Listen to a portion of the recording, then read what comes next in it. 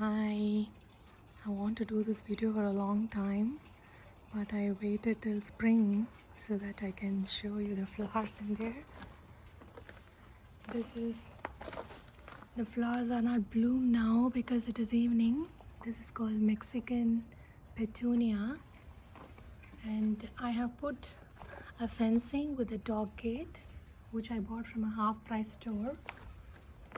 And this, I don't know it in English, but in India we call it as kalvali, which brings up red flowers. And this is mint. Whenever I plant, it won't come, but my husband planted and it came out very nicely. And this is aloe vera, and this is a jasmine plant which I brought from my old house, and I planted it here, which comes out really nice, though the soil is not that good. And this plant was gifted by our friend. These two, they even returned it in Home Depot and exchanged it for us, but it's still gone.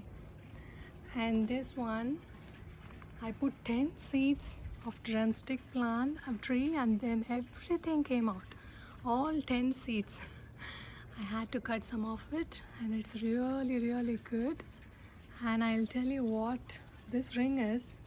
It's a glass table which broke during the windstorm when we went to Vegas, and I will tell you how I made use of those stand. And these are the grass which I bought from my old house, which are the leftover. And if you can see, this is higher than the ground level, so whenever the windstorm comes, all the dust will be getting on the patio door and windows. So I just want to protect my house from the sand, so I just put all those leftover grass here. It's a very heavy grass so that it will stay in that place. And these are the ones, this is called ivy fence, and I brought that. Some of them are from my old house, and some of them I bought from Amazon. And I'll tell you how to put that. It's very difficult to hang it, and to figure it out, it took me like 3 days. See, you see this space? When you put a nail in that space, it will easily go, and you don't disturb the concrete blocks, so that you can easily hang that ivy fence on the concrete block. So do not waste your time by nailing the nails on the concrete block in the center or somewhere else. Just find out the space in between the blocks and put the nails on it. It will be easily going in. And this is tepu tree. I bought it like 10 months ago. They said it's going to grow up really fast, but it is taking its time, but it's coming out really well. I can see all the leaves are all, so good.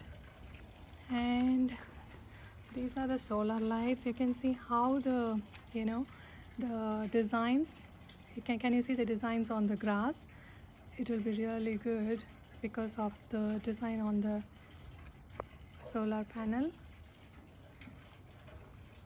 And this is a snake repellent. When we bought this house, I saw a snake, so I don't want that to come in again. So every 6 feet, if you put that, there won't be any snake. And after that, I never saw any snake after putting that snake repellent. This is called red yucca plant, and very less maintenance. My son doesn't want any maintenance to be done, easy maintenance plant. So I bought like 8 yucca plants and I planted it all over. So this is, and we put white stones in between so that it will look beautiful, and the sand won't come for the windstorm. And then this is a solar panel for this water fountain. I showed you some ring like thing from the table. So this is the stand of the glass table. I use that one.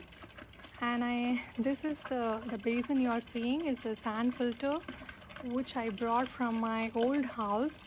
That's for the pool. It was broken, so I bought it here, and I used it as a base for the water fountain, because if the base is bigger, when the water falls, it will stay at least for a week inside that. Otherwise, you have to keep filling it. So after a week I fill the basin, and then it keeps going on. Now if you see, there is no sun. Only if the sun is there in the solar panel, this water fountain will work, otherwise it won't work. So what I did is I bought a battery charger. You can see the non-cover in there. I covered the battery so that it won't get wet in the rain. So this battery gets charged through the solar panel, and even after the sun sets, it keeps working. And this is the lounge chair, and you see the hut. I love this hut, and if you sit under that, you will feel like that you are in India. That's why I really wanted to buy that one. And that's the clothesline. If you see this one is the patio umbrella thing, and the cloth was torn during the windstorm, so I bought this one and put it over that. That's how I used it. So be creative, and you can use all the ones which are broken. And this is my jasmine plant. Can't see well. This is my rose plant. So these are the deck tiles we used. We spaced it out so that it will be nice, and we poured sand on that and spread all the white stones in here. And this artificial grass, we installed it.